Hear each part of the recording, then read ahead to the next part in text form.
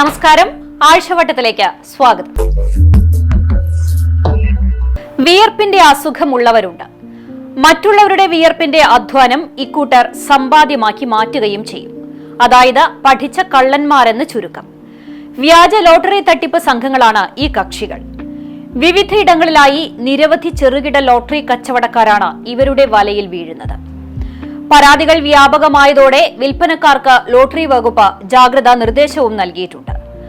ഭാഗ്യക്കുറി വിറ്റ് അന്നന്നത്തെ അന്നത്തിന് വകയുണ്ടാക്കുന്ന സാധാരണക്കാരെയാണ് തട്ടിപ്പ് സംഘങ്ങൾ ഉന്നം വയ്ക്കുന്നത്. കഴിഞ്ഞ ഒരു മാസത്തിനിടെ ഭിന്നശേഷിക്കാരായ കച്ചവടക്കാരും പ്രായമായവരുമാണ് തട്ടിപ്പിന് ഇരയായവരിൽ അധികവും. വ്യാജ ലോട്ടറി തട്ടിപ്പ് വീണ്ടും. എളവള്ളി താമരപ്പിള്ളിയിൽ വ്യാജ ലോട്ടറി ടിക്കറ്റ് നൽകി വിൽപ്പനക്കാരനിൽ നിന്നും പണം തട്ടിയെടുത്തു. താമരപ്പിള്ളി ചെറുഗുരുവായൂർ ക്ഷേത്രത്തിന് സമീപം ലോട്ടറി വിൽപ്പന നടത്തുന്ന തമിഴ്നാട് സ്വദേശി മണിയിൽ നിന്നാണ് പണം തട്ടിയത്. ഞായറാഴ്ച രാവിലെ 10 മണിയോടെയായിരുന്നു സംഭവം. 12-ാം തീയതിയിലെ 50-50 ലോട്ടറി 12 അടങ്ങുന്ന ഒരു സെറ്റായാണ് തട്ടിപ്പുകാരൻ ബൈക്കിലെത്തിയത്. ടിക്കറ്റിൽ സമ്മാനമുണ്ടെന്നും പണം നൽകണമെന്നും ലോട്ടറി വിൽപ്പനക്കാരനായ മണിയോട് ആവശ്യപ്പെട്ടു. 1800 രൂപയ്ക്ക് മണിയുടെ കയ്യിൽ നിന്ന് പുതിയ ലോട്ടറി ടിക്കറ്റ് എടുക്കുകയും ചെയ്തു. ബാക്കി തുകയായ 6200 രൂപ വാങ്ങി ഇയാൾ കടന്നുകളഞ്ഞു. ഇയാൾ പോയ ശേഷം മണി ലോട്ടറി മാറുന്നതിനായി പൂവത്തൂരിലെയും ഗുരുവായൂരിലെയും ലോട്ടറി ഏജൻസിയിലെത്തി ടിക്കറ്റുകൾ സ്കാൻ ചെയ്തപ്പോഴാണ് ഫോട്ടോ കോപ്പി ടിക്കറ്റുകളാണ് നൽകിയതെന്ന് മനസ്സിലായത്. മുണ്ടും ഷർട്ടുമാണ് ബൈക്കിലെത്തിയ ആളുടെ വേഷം. മുഖം മറയ്ക്കുന്നതിനായി ഹെൽമറ്റ് മാറ്റാതെയാണ് ഇയാൾ മണിയുടെ അടുത്തെത്തിയത്. ആലപ്പുഴ ജില്ലയിലെ ലോട്ടറി ഏജൻസിയുടെ സീൽ സഹിതം വ്യാജ ടിക്കറ്റിൽ പതിപ്പിച്ചിരുന്നു. തമിഴ്നാട് സ്വദേശിയായ മണി 8 വർഷമായി താമരപ്പിള്ളിയിൽ ലോട്ടറി വിൽപ്പന നടത്തുന്നുണ്ട്. പാവർട്ടി പോലീസിൽ പരാതി നൽകുകയും ചെയ്തു. കണ്ടാണിശ്ശേരി പഞ്ചായത്തിലെ നമ്പഴിക്കാടും ലോട്ടറി തൊഴിലാളിയെ പറ്റിച്ചു. 1000 രൂപ ലോട്ടറി അടിച്ചുവെന്ന് തെറ്റിദ്ധരിപ്പിച്ചാണ് പണം കവർന്നത്. 3499 എന്ന നമ്പറിലുള്ള ടിക്കറ്റുകളിലെ ഒരു 9 പൂജ്യമാക്കി മാറ്റിയാണ് തട്ടിപ്പ് നടത്തിയിട്ടുള്ളത്. കഴിഞ്ഞ 23 വർഷമായി ലോട്ടറി വിൽപ്പനയുമായി കഴിയുന്ന ഗോപി കഴിഞ്ഞ 3.5 മാസമായി വീടിനു മുന്നിൽ തന്നെയാണ് ലോട്ടറി വിൽപ്പന നടത്തുന്നത്. ഇത്രയും കാലത്തിനിടയ്ക്ക് ഇത്തരത്തിലുള്ള തട്ടിപ്പുകളിലൂടെ ഗോപിക്ക് അമളി പറ്റിയിട്ടില്ല. ദിവസവും സമ്മാനം അടിക്കുന്ന ടിക്കറ്റുകളുടെ നമ്പറുകൾ ശേഖരിക്കും. തട്ടിപ്പ് സംഘം മുൻകൂട്ടിയെടുക്കുന്ന ലോട്ടറി ടിക്കറ്റുകളിൽ സമ്മാനാർഹമായ നമ്പറിനോട് സാമ്യമുള്ളതിൽ തിരുത്തുവരുത്തി കളർ ഫോട്ടോസ്റ്റാറ്റ് എടുക്കും. ഇതാണ് തട്ടിപ്പുകാരുടെ രീതി. പ്രാദേശിക അടിസ്ഥാനത്തിലുള്ള ഏജൻസികളുടെ വ്യാജ സീലുണ്ടാക്കി ഫോട്ടോസ്റ്റാറ്റ് ടിക്കറ്റിൽ പതിപ്പിക്കും. ഈ ടിക്കറ്റുകളാണ് വഴിയോരത്ത് കച്ചവടം നടത്തുന്ന ചെറുകിട കച്ചവടക്കാർക്ക് നൽകി സമ്മാനത്തുക മാറിയെടുക്കുന്നത്. 500 മുതൽ 5000 രൂപ വരെ സമ്മാനമടിക്കുന്ന ടിക്കറ്റുകളാണ് കൃത്രിമമായി ഉണ്ടാക്കുന്നത്. ടിക്കറ്റുകൾ സ്കാൻ ചെയ്ത് നോക്കിയാലും ഫോട്ടോ സ്റ്റാൻഡാണെന്ന് മനസ്സിലാകില്ല. ലോട്ടറി വകുപ്പിന്റെ ഓഫീസിലെത്തുമ്പോൾ മാത്രമാണ് കബളിപ്പിക്കപ്പെട്ട വിവരം കച്ചവടക്കാർ അറിയുക. ലോട്ടറിയിലുള്ള സുരക്ഷാ സംവിധാനങ്ങളെക്കുറിച്ച് കച്ചവടക്കാർ ബോധവാന്മാരായിരിക്കണമെന്നും ഇവ കൃത്യമായി പരിശോധന നടത്തിയിട്ട് മാത്രമേ പണം നൽകാവൂ എന്നുമാണ് അധികൃതർ പറയുന്നത്. മാലിന്യ സംസ്കരണത്തിന്റെ കാര്യത്തിൽ നേട്ടങ്ങൾ നിരവധിയുണ്ടെങ്കിലും ചില ദൃശ്യങ്ങൾ കണ്ടാൽ അതെല്ലാം തിരുത്തി കുറിക്കേണ്ടി വരും. അധികൃതർ ഇതൊന്നും കാണാഞ്ഞിട്ടോ അതോ നടപടിയെടുക്കാൻ മനസ്സില്ലെന്ന് കരുതിയിട്ടാണോ എന്ന് പൊതുജനം സംശയിക്കുന്നതിൽ തെറ്റില്ല. ദുരിതം പേറുന്ന പ്രദേശവാസികൾക്ക് ഇതെല്ലാം അനുഭവിച്ച് മിണ്ടാതിരിക്കാനും കഴിയില്ല. കാരണം അവരുടെ ആരോഗ്യമാണ് മാലിന്യ നിക്ഷേപം കവരുക. രോഗങ്ങൾ പടർന്നു പിടിക്കുമോ എന്ന ആദിയിൽ കഴിയുമ്പോഴും അധികൃതർ മൗനം പാലിക്കുന്നുവെന്നാണ് ആക്ഷേപം. കനോലി കനാലിൽ മാലിന്യം കെട്ടിക്കിടന്ന് ദുർഗന്ധം വമിക്കുന്നു. പരിഹാരം കാണേണ്ട അധികൃതർ മൗനം പാലിക്കുന്നതായി ആക്ഷേപം. പുന്നിയൂർക്കുളം പഞ്ചായത്ത് പരിധിയിൽ മന്ദലാങ്കുന്ന് പാലത്തിന് വടക്കുഭാഗത്താണ് കനാലിൽ മാലിന്യങ്ങളും ചണ്ടികളും ഒഴുകിവന്ന് കെട്ടിക്കിടക്കുന്നത്. ഇവിടെ നിന്ന് തെക്ക് ഭാഗത്തേക്ക് ചണ്ടികളും മാലിന്യങ്ങളും ഒഴുകിപ്പോകുന്നില്ല. നീരൊഴുക്ക് വേലിയേറ്റത്തിനും വേലിയിറക്കത്തിനും അനുസരിച്ച് അങ്ങോട്ടും ഇങ്ങോട്ടും ഒഴുകുന്നുണ്ടെങ്കിലും വെള്ളത്തോടൊപ്പം മാലിന്യങ്ങൾ ഒഴുകുന്നില്ല എന്നതാണ് പ്രധാന പ്രശ്നം. ലോഡ് കണക്കിന് മാലിന്യങ്ങളാണ് ഇവിടെ കെട്ടിക്കിടക്കുന്നത്. മാത്രവുമല്ല, അറവു മാലിന്യങ്ങളും കനാലിന്റെ വിവിധ ഭാഗങ്ങളിൽ തള്ളിയ നിലയിലാണുള്ളത്. ആഴ്ചകളായി കെട്ടിക്കിടക്കുന്ന മാലിന്യങ്ങൾ ചീഞ്ഞളിഞ്ഞ് ദുർഗന്ധം വമിക്കുകയും പുഴുക്കളും പ്രാണികളും അരിക്കുന്ന അവസ്ഥയിലുമാണ്. പ്ലാസ്റ്റിക് ചാക്കുകളിൽ നിറച്ച അറവു മാലിന്യങ്ങളും ചണ്ടിയോടൊപ്പം കെട്ടിക്കിടക്കുന്നുണ്ട്. ഇത് കനോലി കനാലിന് ഇരുവശത്തുമുള്ള വീട്ടുകാരുടെ കുടിവെള്ളത്തിനും ആരോഗ്യ പ്രശ്നങ്ങൾക്കും വഴിവെക്കുമെന്ന ആശങ്കയിലാണ്. എത്രയും പെട്ടെന്ന് പരിഹാരം കണ്ട് നീരൊഴുക്ക് സുഗമമാക്കാനുള്ള നടപടി ആരംഭിച്ച് ആരോഗ്യ പ്രശ്നങ്ങളിൽ ജനങ്ങളുടെ ആശങ്ക അകറ്റണം എന്നാണ് നാട്ടുകാരുടെ ആവശ്യം. വൈറസ് ഏതു വഴിയും എത്തുന്നതാണ് നിലവിലെ സാഹചര്യം. അപ്പോഴാണ് ഇവിടെ വൈറസിനെ വിളിച്ചു വരുത്തുന്നത്. മാലിന്യം കെട്ടിക്കിടക്കുന്നത് മൂലമുള്ള ദുർഗന്ധം സഹിക്കണം. അതിനു പുറമെ സ്വന്തം ആരോഗ്യം കൂടി അപകടത്തിലാകുന്ന സ്ഥിതി. എത്രയും പെട്ടെന്ന് പരിഹാരം കാണേണ്ട പ്രശ്നങ്ങൾ ദ്രുതഗതിയിൽ തന്നെ പരിഗണിക്കേണ്ടതുണ്ട്. എന്തെങ്കിലും പകർച്ചവ്യാധി വരട്ടെ എന്ന് കരുതി കാത്തിരിക്കരുത്.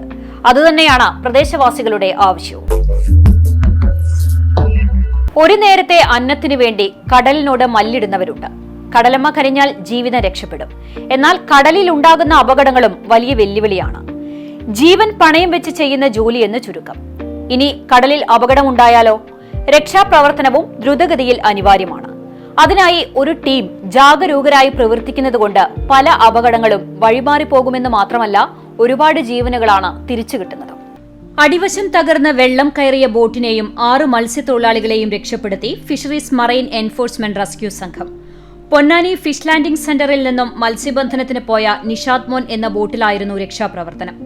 ചാവക്കാട് കടലിൽ 15 നോട്ടിക്കൽ മൈൽ അകലെ അഞ്ചങ്ങാടി വടക്ക് പടിഞ്ഞാറ് ഭാഗത്ത് ബോട്ടിന്റെ അടിഭാഗം തകർന്ന വെള്ളം കയറി ആഴക്കടലിൽ കുടുങ്ങിയ മലപ്പുറം ജില്ലയിൽ പൊന്നാനി സ്വദേശി മുഹമ്മദ് കുട്ടിയുടെ ഉടമസ്ഥതയിലുള്ള ബോട്ടാണ് രക്ഷിച്ചത്.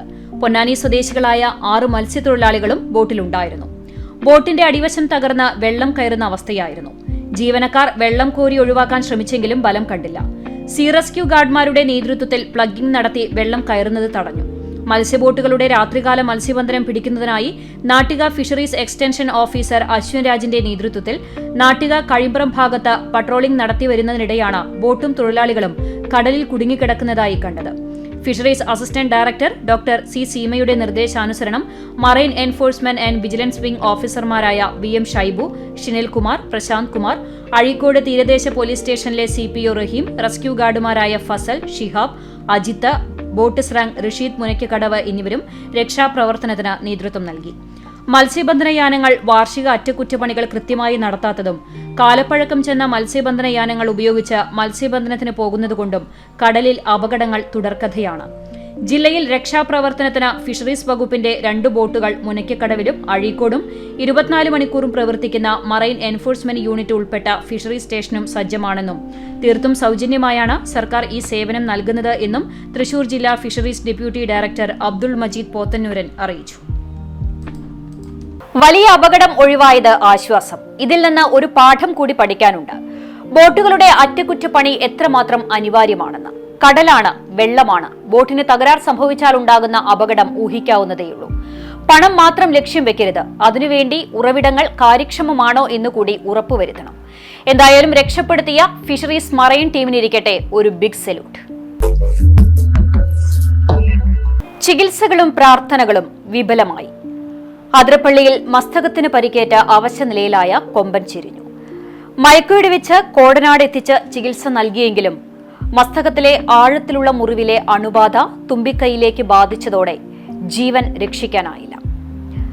മുറിവിലെ അണുബാധ തുമ്പിക്കൈയിലേക്ക് കൂടി ബാധിച്ചതോടെയാണ് ആനയ്ക്ക് ശ്വാസമെടുക്കാനും ബുദ്ധിമുട്ട് നേരിട്ടത്. ആനയുടെ തലയിലെ എല്ലുകൾ പോലും മുറിവിലൂടെ പുറത്തേക്ക് കാണുന്ന അവസ്ഥയുമുണ്ടായിരുന്നു. ആനയെ മയക്കുവെടിവെച്ച ശേഷം സാധ്യമായ വിദഗ്ധ ചികിത്സ നൽകിയിരുന്നു. പിടികൂടിയ സമയം തന്നെ മുറിവ് ആഴത്തിലുള്ളതാണെന്നും ജീവന് ഭീഷണിയുണ്ടെന്നും ചീഫ് വെറ്റിനറി സർജൻ അരുൺ സക്രിയ പറഞ്ഞിരുന്നു. മയക്കുവെടിയേറ്റതിന്റെ മയക്കം വിട്ടതിനു ശേഷം തീറ്റയെടുക്കുകയും കുളിക്കാനുള്ള ശ്രമം നടത്തുകയുമെല്ലാം ചെയ്തിരുന്നു.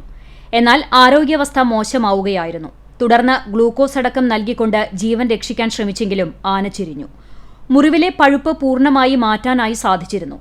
എന്നാൽ മുറിവിലെ അണുബാധ തുമ്പിക്കൈയിലേക്കും ബാധിച്ചിരുന്നു.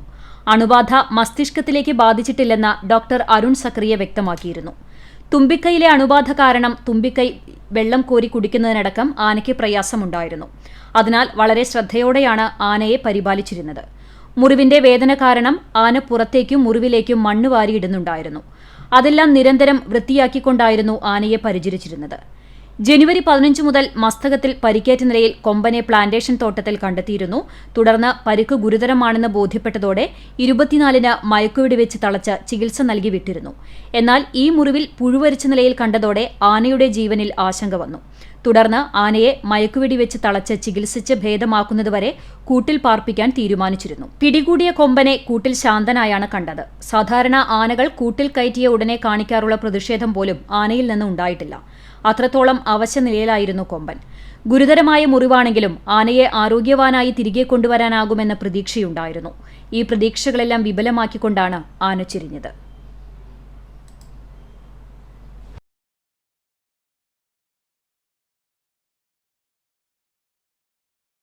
വളരെയധികം പ്രതീക്ഷയുണ്ടായിരുന്ന സമയത്താണ് ആകസ്മികമായി ആന ചിരിഞ്ഞത്. 30% സാധ്യതയാണ് നേരത്തെ ഡോക്ടർമാർ പറഞ്ഞിരുന്നത്. കഴിഞ്ഞ ദിവസങ്ങളിലായി സ്ഥിതി മെച്ചപ്പെട്ടപ്പോൾ രക്ഷിക്കാൻ കഴിയുമെന്നും കരുതിയിരുന്നു. 2 വർഷത്തിനിടയിൽ 12 ആനകളാണ് ചിരിഞ്ഞത്. ആനകൾ തമ്മിലുള്ള സംഘർഷത്തിലാണ് ഇത്തരത്തിലുള്ള അപകടം സംഭവിക്കുന്നത് എന്നാണ് നിഗമനം. കതിർക്കറ്റകൾക്ക് എന്താണ് പ്രത്യേകത? ഹിന്ദു വിശ്വാസമനുസരിച്ച് കതിർക്കറ്റകൾ ഐശ്വര്യത്തിന്റെ പ്രതീകമാണ്. അതുകൊണ്ടാണ് ക്ഷേത്രങ്ങളിലെല്ലാം ഇല്ലം നിറയ്ക്ക് പ്രാധാന്യമുള്ളതും. ഇല്ലം നിറയ്ക്കായുള്ള കതിർക്കറ്റകൾ ഒരുക്കുന്നതിൽ പ്രസിദ്ധി നേടിയ ഒരു തറവാട്ടുകാരുണ്ട്. കേരളത്തിലെ പ്രശസ്തമായ ക്ഷേത്രങ്ങളിൽ നെൽക്കറ്റകൾ പാരമ്പര്യമായി എത്തിക്കുന്നവർ. അവരുടെ കരവിരുതിൽ കതിർക്കുലകളും ഇപ്പോൾ ക്ഷേത്രങ്ങളിലും വീടുകളിലും ഇടം നേടുകയാണ്. കാണാം കതിർക്കുലകളുടെ നിർമ്മാണം. ക്ഷേത്രങ്ങളിലേക്ക് വഴിപാടായി ആലാട്ട് തറവാട്ടിൽ നിന്നും ഇനി കതിർക്കുലകളും.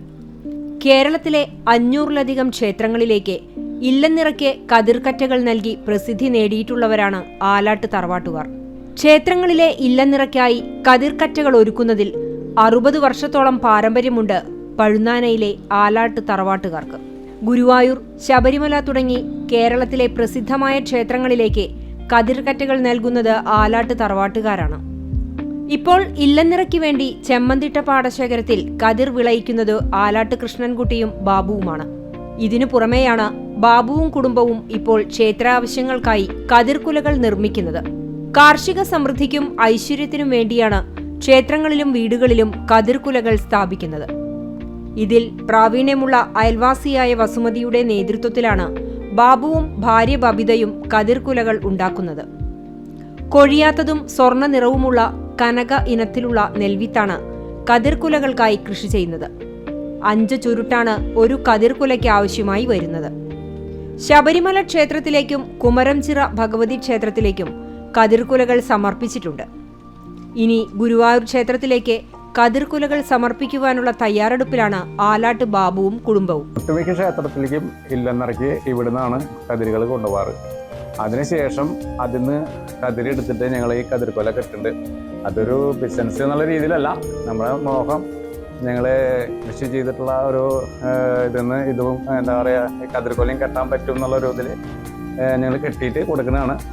അത് എന്താ പറയുക കുറച്ച് ക്ഷേത്രങ്ങളിലേക്ക് ഞങ്ങൾ വഴിപാടായിട്ട് കൊടുത്തിട്ടുണ്ട്. ഇത് അങ്ങനെ ഒരു എന്താ പറയുക കൃഷിയോടുള്ള ഒരു താല്പര്യം കാരണം ഇതൊക്കെ ചെയ്യുന്നു മാത്രം. പുതിയൊരു സംരംഭത്തിലേക്ക് കൂടി ചുവട് വെക്കുകയാണ് ആലാട്ട് തറവാട്ടുകാർ. കതിർക്കുലകൾ നിർമ്മിക്കുന്നതിൽ പ്രാവീണ്യമുള്ള വസുമതി പ്രായത്തെ വെല്ലുന്ന മികവോടെയാണ് കതിർക്കുലകൾ ഉണ്ടാക്കുന്നത്. ഐശ്വര്യത്തിന്റെ പ്രതീകമായുള്ള പുതിയ തുടക്കത്തിന് ആഴ്ചവട്ടവും ആശംസകൾ നേരുന്നു. വലിയ അപകടങ്ങൾ തലനാരിഴയ്ക്കാണ് വഴിമാറുക. ഒടുവിൽ വലിയ ദുരന്തം ഒഴിവായതിന്റെ ആശ്വാസവും. എന്നാൽ അപകടത്തിന് മുമ്പ് എന്തെങ്കിലും നടപടിയെടുക്കുമോ? അതുമില്ല. ഒടുവിൽ എന്തെങ്കിലും സംഭവിച്ചാൽ അഭിപ്രായങ്ങളും നിർദ്ദേശങ്ങളും നിരവധി കോണുകളിൽ നിന്ന് വരികയും ചെയ്യും. ചെറിയ ദുരന്തമല്ല ഒഴിവായതെന്ന് ഈ ദൃശ്യങ്ങൾ കണ്ടാൽ മനസ്സിലാകും. ചൊവ്വല്ലൂർ പടിയിൽ സ്വകാര്യ വ്യക്തിയുടെ പറമ്പിലെ കൂറ്റൻ മാവിന്റെ വലിയ കൊമ്പ് പൊട്ടി വീണ് വ്യാപക നാശം. നിരവധി ഇലക്ട്രിക് പോസ്റ്റുകളും വീടുകളുടെ മതിലുകളും മറ്റും തകർന്നു. CCTV ഉൾപ്പെടെയുള്ളവയുടെ ഫൈബർ കേബിളുകളും നശിച്ചു. ഒരു ഓട്ടോയ്ക്കും നാശനഷ്ടമുണ്ടായി. ചൊവ്വല്ലൂർ പടി KBM ഹോസ്പിറ്റൽ റോഡിലെ സെന്റ് ജോൺസ് സ്കൂളിന് മുന്നിലെ വീട്ടുവളപ്പിലെ മാവിന്റെ കൊമ്പാണ് നിലം പതിച്ചത്. ഈ സമയം റോഡിൽ തിരക്കില്ലാത്തത് വലിയ അപകടം ഒഴിവാക്കി. സമീപത്ത് തന്നെയുള്ള സ്കൂളിന്റെ വാർഷികാഘോഷം 3 മണിക്കാണ് നിശ്ചയിച്ചിരുന്നത്. മരം വീണത് ഇതിന് ഏറെ നേരം മുമ്പായതിനാലും വൈദ്യുതി വിതരണം തടസ്സപ്പെട്ട സമയമായതിനാലും ദുരന്തം ഒഴിവായി. 20ഓളം ഇലക്ട്രിക് പോസ്റ്റുകളും 12 വീടുകളുടെ മതിലുകളും തകർന്നു. ഈ സമയം ഈ വഴി സഞ്ചരിച്ചിരുന്ന ഓട്ടോയാണ് മരം വീണ് തകർന്നത്. ഡ്രൈവർ അത്ഭുതകരമായി രക്ഷപ്പെട്ടു. ഗുരുവായൂരിൽ നിന്നും ഫയർഫോഴ്സ് എത്തി മരം മുറിച്ചുമാറ്റി. വലിയൊരു ദുരന്തം ഒഴിവായതിന്റെ ആശ്വാസത്തിലാണ് പ്രദേശവാസികൾ. അപ്പോൾ ഇവിടെ എത്തിയപ്പോൾ ഈ വീട്ടിലെ ഒരു പണിക്കാരൻ വിളിച്ചുണ്ട്. അപ്പോൾ ഞാനിവിടെ ചവിട്ടി നിർത്തിയപ്പോൾ ഈ സൈഡിലേക്കായി. അല്ലെങ്കിൽ ഇത് സാധനം സെൻറ്ററിലേക്കാണ് വീഴുക. സെൻറ്ററിലേക്ക് വീണ് അതിൻ്റെ ഉള്ളിലത്തെ കമ്പികളൊക്കെ എൻ്റെ മേലാവും കുത്തി കയറുക. ഇയാൾ വിളിച്ച കാരണം സെൻറ്ററിലേക്ക് വീണ് ചവിട്ടി നിർത്തും ചെയ്തു. അപ്പോൾ ഈ സൈഡിലേക്കായി. ഞാൻ ഇപ്പത്തെ ഈ സൈഡിലേക്ക് ചാടും ചെയ്തു. അതായത് പരിക്കൊന്നും പറ്റില്ല, വണ്ടിക്ക് മാത്രമേ പറ്റുള്ളൂ. റോഡിന് ഇരുവശവും നിരവധി മരങ്ങളുണ്ട്. തണലാണെങ്കിലും കാലാകാലങ്ങളിൽ ശിഖരങ്ങൾ മുറിച്ചു മാറ്റുക തന്നെ ചെയ്യണം. ഇല്ലെങ്കിൽ നമ്മൾ നേരിടേണ്ടി വരുന്ന ദുരന്തവും വലുതാകും. ഇനിയെങ്കിലും ഇത്തരത്തിലുള്ള അപകടങ്ങൾ ഉണ്ടാകുന്നതിന് മുമ്പ് നടപടിയെടുക്കേണ്ടതിന്റെ അനിവാര്യത കൂടിയാണ് നാം ഇവിടെ കണ്ടത്. വാർത്തയും വാർത്താ വിശകലനവുമായുള്ള ആഴ്ചവട്ടം ഇവിടെ പൂർണ്ണമാകുന്നു. നന്ദി, നമസ്കാരം.